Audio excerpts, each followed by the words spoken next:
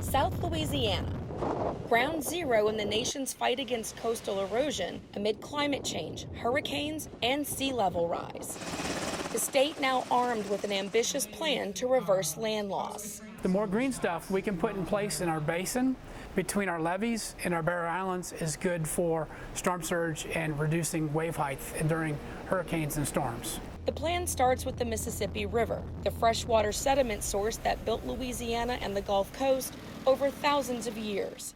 Levees like this one, built in the last century to protect cities and towns from flooding, have in turn starved the coastline of rich nutrients and silt needed to not only create land, but sustain it.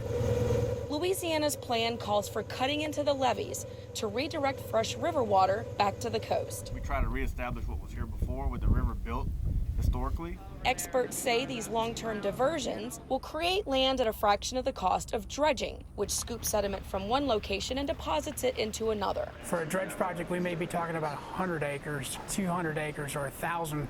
Diversions have the potentials for tens of thousands of acres. Supporters say this existing diversion near New Orleans gives a hint of what can happen on a much larger scale. That's what we want to see.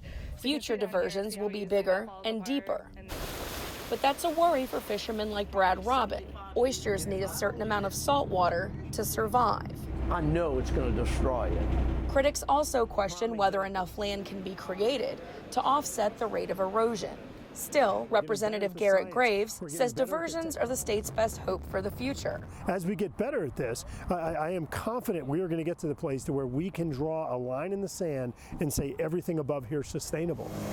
But the diversions will take years to build, as Louisiana continues to lose thousands of acres of shoreline every year. Stacey Plaisance, The Associated Press.